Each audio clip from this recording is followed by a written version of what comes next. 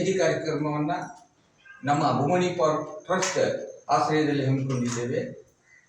ನಾವು ಪ್ರತಿ ವರ್ಷ ಈ ಕಾರ್ಯಕ್ರಮವನ್ನು ನಾರಾಯಣ ಗುರು ಜಯಂತಿ ಕಾರ್ಯಕ್ರಮವನ್ನು ನಡೆಸ್ಕೊಂಡು ಬರ್ತಾ ಇದ್ದೇವೆ. ಭೂಮಣಿ ಪಾರ್ಕ್ ಟ್ರಸ್ಟ್ ನಾವು ಪ್ರಥಮ ಬಾರಿಗೆ ನಮ್ಮ ಟ್ರಸ್ಟ್ ಸ್ಥಾಪನೆ ಆದಾಗ ನಮ್ಮ ಬೇಬಿ ಮಿಥಿಲ ಅವರು ಈಜು ಸ್ಪರ್ಧೆಯಲ್ಲಿ ವಿನ್ನರ್ ಆಗಿದ್ದು ಅವರನ್ನು ನಾವು ತಾಲೂಕಾದ್ಯಂತ ನಮ್ಮ ಯುವ ತಂಡ ಸೇರಿ ನಮ್ಮ ಟ್ರಸ್ಟ್ ಆಶ್ರಯದಲ್ಲಿ ಸನ್ಮಾನ ಮಾಡಿಬಿಟ್ಟು ನಮ್ಮ ಟ್ರಸ್ಟ್ ಪ್ರಾಯೋಜಕತ್ವದಲ್ಲಿ ನೀಡುವಂಥ ಆತ್ಮಶ್ರೀ ಪ್ರಶಸ್ತಿಯನ್ನು ಪ್ರಥಮ ಬಾರಿಗೆ ಬೇಬಿ ಮಿಥಿಲ ಅವರಿಗೆ ಪ್ರದಾನ ಮಾಡಿದ್ವಿ. ಈ ಸಮಾರಂಭಕ್ಕೆ ಲೋಕಸಭಾ ಸದಸ್ಯರಾದ KG ಒಡೆಯರವರ ಸುಪುತ್ರರಾದ ಜಗದೀಶ್ ಒಡೆಯರವರ ಮತ್ತು ನಾಡ್ ಡಿಸೋಜ ಸರ್ ಇವರ ಆಶ್ರಯದಲ್ಲಿ ಸಾಗರ ರಾಘವೇಂದ್ರ ಕಲ್ಯಾಣ ಮಂದಿರದಲ್ಲಿ ಅವರಿಗೆ ಪ್ರಶಸ್ತಿ ಪ್ರದಾನ ಮಾಡಿದ್ದೇವೆ. ಈ ಪ್ರಶಸ್ತಿ ಉದ್ದೇಶ ಒಬ್ಬ ಅಂದು ಬಾರಿ 5 ವರ್ಷದ ಹಿಂದೆ ಚಿಕ್ಕ ಮಗುವಾಗಿದ್ದಾಗ ಆ ತುಮ್ರಿ ಬ್ಯಾಕ್ವರ್ಡ್ ಏನು ಲಾಂಚ್ ಹೊರಡುವ ಸ್ಥಳದಿಂದ ಮುಟ್ಟುತ್ತೋ ಆ ಸ್ಥಳದವರೆಗೆ ಈಜು ಸ್ಪರ್ಧೆಯಲ್ಲಿ ಈಜು ಏನು ಒಂದು ಪ್ರಯೋಗವಾಗಿ ತರಬೇತಿ ಶಿಬಿರದಲ್ಲಿ ಒಂದು ಸ್ಪರ್ಧೆಯನ್ನು ಇಟ್ಟಾಗ ಬೇಬಿ ಮಿಥಿಲ ಅವರು ವಿನ್ ಆಗಿದ್ದರು.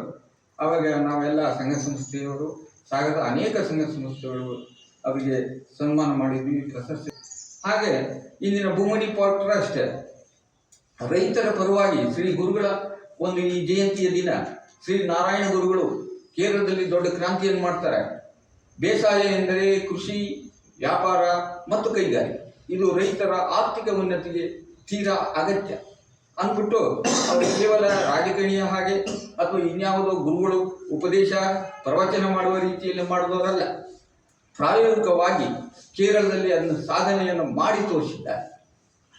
ಕೇರಳದಲ್ಲಿ ಅಂದು ಸ್ವಾಮಿ ವಿವೇಕಾನಂದವರು ಇಡೀ ಭಾರತದಾದ್ಯಂತ ಹಿಂದೂ ಧರ್ಮದ ಪ್ರಚಾರಕ್ಕಾಗಿ, ಸಂಘಟನೆಗಾಗಿ, ಧರ್ಮದ ಪುನರುತ್ಥಾನಕ್ಕಾಗಿ ಅವರ ಪಾದಯಾತ್ರೆಯನ್ನು ಕೈಗೊಂಡಾಗ ಕೇರಳದಲ್ಲಿ ಸ್ವಾಮಿ ವಿವೇಕಾನಂದವರು ಆಗಮಿಸಿದಾಗ ಇದೊಂದು ಭ್ರಾಂತಾಲಯ ಅಂತ ಹೇಳಿಬಿಟ್ಟು ವಾಪಸ್ ಹೋಗ್ತಾರೆ ಸ್ವಾಮಿ ವಿವೇಕಾನಂದ.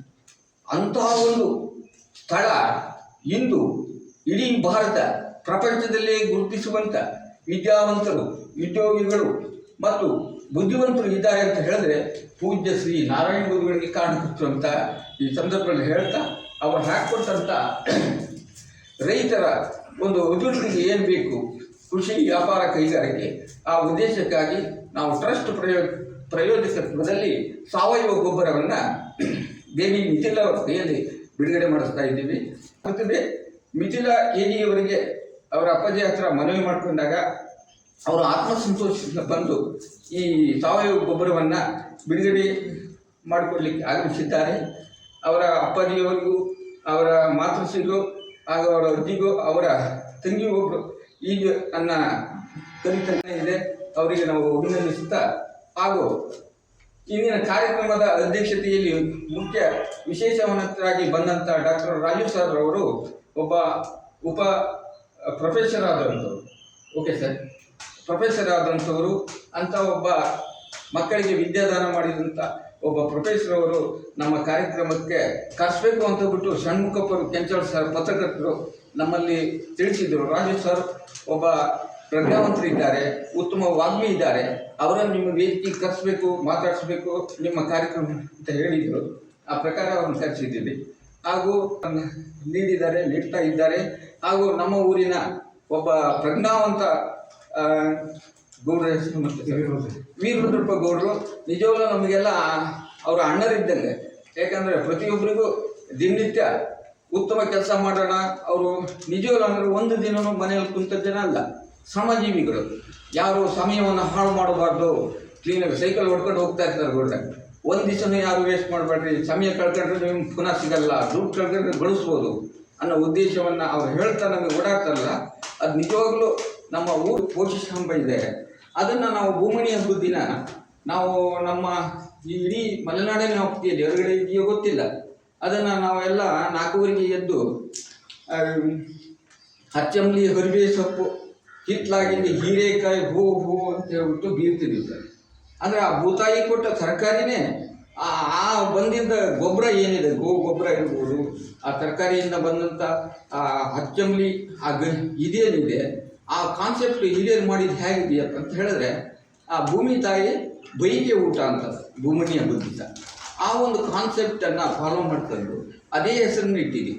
ಭೂಮಿ ಪಾಟ್ ಟ್ರಸ್ಟ್ ಶ್ರೀ ನಾರಾಯಣ ಗುರುಗಳ ಜಯಂತಿ ಕಾರ್ಯಕ್ರಮಕ್ಕೆ ಆಗಮಿಸಿರುವಂಥ ನಮ್ಮ ವಿಶೇಷವಾಗಿ ಆಹ್ವಾನ ನೀಡಿದಾಗ ಬಂದಂಥ ಅವರ ಅಪ್ಪಾಜಿ ಗಿರೀಶ್ ಗೌಡ್ರವರ ಮಗಳಾದ ಕುಮಾರಿ ಬೇಬಿ ಮಿಥಿಲ್ ಅವರಿಗೆ ನಾವು ಈ ವೇದಿಕೆ ಕಾರ್ಯಕ್ರಮಕ್ಕೆ ಆಹ್ವಾನ ನೀಡ್ತಾ ಇದ್ದೇವೆ. ಅವರು ಇಂದು ನಮ್ಮ ಟ್ರಸ್ಟಿನ ನಾರಾಯಣ ಗುರು ಜಯಂತಿಯ ಪ್ರಯುಕ್ತ ಅವರಿಗೆ ನಾವು ಈ ಗೌರವಪೂರ್ವಕವಾಗಿ ಗುರುಗಳ ಈ ಸಾಲನ್ನು ಒದಗಿಸಿಕೊಟ್ಟು ಸ್ವಾಗತ ಕೊಡ್ತಾ ಇದ್ದೀವಿ. ಡಾಕ್ಟರ್ ರಾಜ್ ಸರ್ ಅವರು ನಮ್ಮ ಈ ಕಾರ್ಯಕ್ರಮಕ್ಕೆ ಶ್ರೀ ನಾರಾಯಣ ಗುರುಗಳ ಜಯಂತಿ ಕಾರ್ಯಕ್ರಮಕ್ಕೆ ಆಹ್ವಾನ ನೀಡಿದಾಗ ಬಂದು ವೇದಿಕೆಯಲ್ಲಿ ಉಪಸ್ಥಿತರಿದ್ದಾರೆ. ಅವರಿಗೆ ನಾವು ಹೃದಯಪೂರ್ವಕವಾಗಿ ಸ್ವಾಗತವನ್ನು ಕೋರ್ತೇವೆ.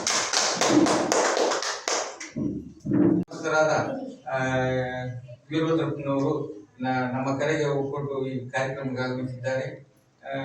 ಕೃಷಿಯ ಬಗ್ಗೆ ವಿಶೇಷ ಆಸಕ್ತಿಯನ್ನಿರುವ ಪ್ರಗತಿಪರ ಒಬ್ಬ ರೈತರಾದಂಥ ಅವರಿಗೆ ನಾವು ಆತ್ಮಸಂತೋಷವಾಗಿ ಹೃದಯಪೂರ್ವಕವಾಗಿ ನಾವು ಈ ಕಾರ್ಯಕ್ರಮಕ್ಕೆ ಸ್ವಾಗತವನ್ನು ಕೊಡ್ತೇವೆ. ಕಾರ್ಯಕ್ರಮಕ್ಕೆ ಮಿಥಿಲ್ ನಾವು ಕರ್ಕೊಂಡು ಬಂದಿದ್ದಕ್ಕೆ ತುಂಬಾ ಸಂತೋಷ ಆಯಿತು.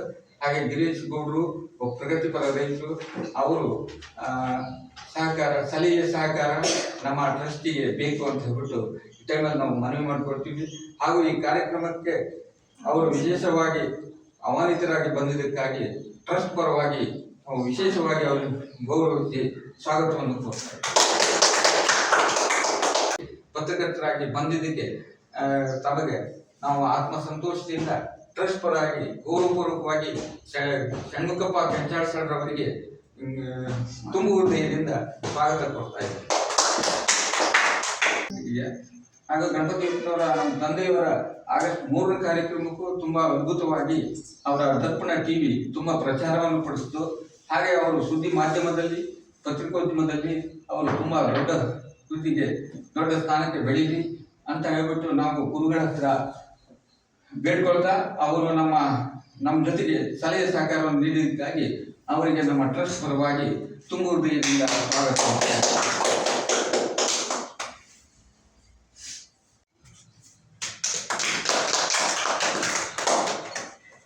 ಆದ್ರೆ ಅವರಿಗೊಂದು ಸಲಹೆ ಹಾಕ್ಬೇಕಲ್ಲಿಗೆ.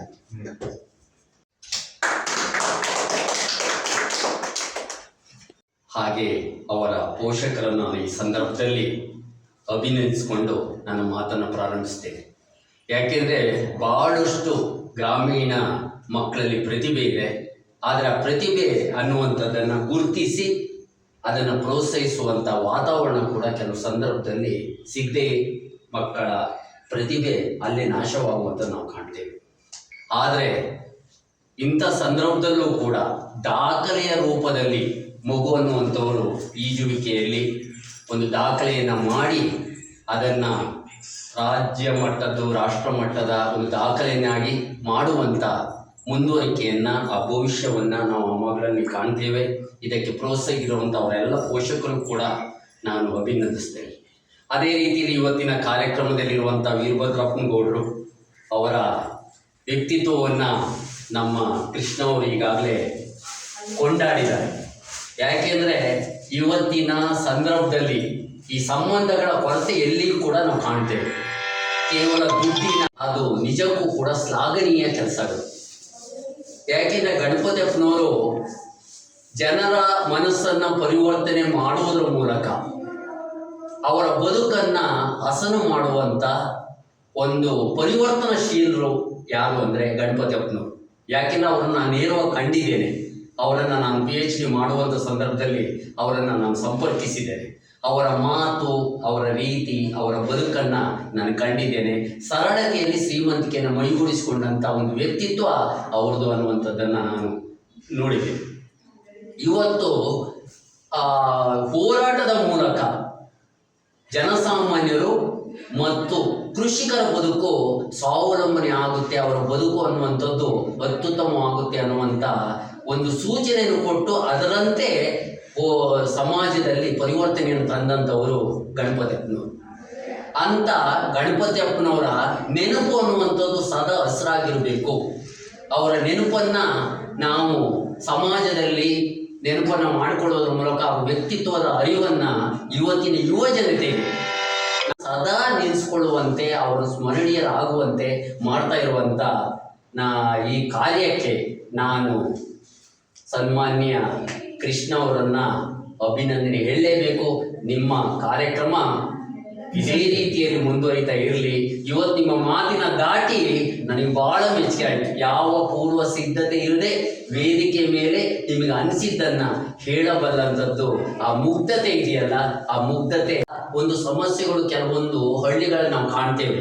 ಆ ಜಾತಿ ಅನ್ನುವಂಥದ್ದು ಎಷ್ಟು ಪೆಡಂಭೂತವಾಗಿ ಆ ಜನಾಂಗದವರನ್ನು ಇವತ್ತು ಕೊಲ್ತಾ ಇದೆ, ಅವರನ್ನು, ಅವರ ವ್ಯಕ್ತಿತ್ವವನ್ನು ನಾಶ ಮಾಡ್ತಾ ಇದೆ, ಅವರ ಮಾನಸಿಕವಾದಂಥ ನೋವಿಗೆ ಕಾರಣ ಆಗ್ತಾ ಇದೆ ಅಂತ.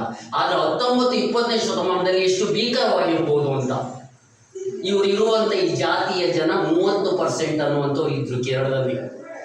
ಆ 30ರಷ್ಟು ಇರುವಂಥ ಸಂದರ್ಭದಲ್ಲಿ ಬಹಳ ಬುದ್ಧಿವಂತರ ರಾಜ್ಯ ಅಂತ ಕರೆಸ್ಕೊಳ್ಳುವಂಥ ಕೇರಳದಲ್ಲೂ ಕೂಡ ಧರ್ಮವನ್ನು ಮುಂದಿಟ್ಕೊಂಡು, ಜಾತಿಯನ್ನು ಮುಂದಿಟ್ಕೊಂಡು ಶೋಷಣೆಯನ್ನು ಮಾಡ್ತಾ ಇದ್ರು.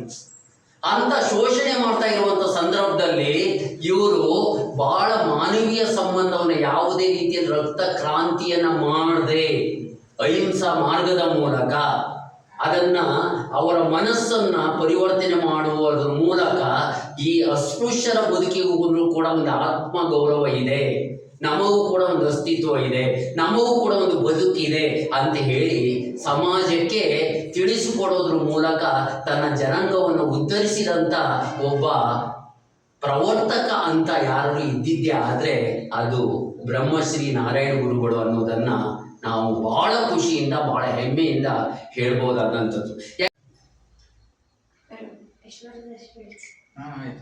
ನಮಸ್ಕಾರಗಳು.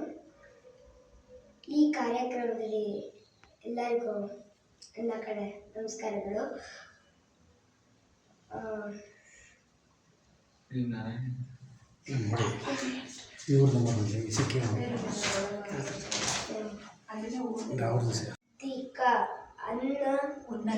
ಉನ್ನತಿಗೆ ತೀರಾ ಅಗತ್ಯ.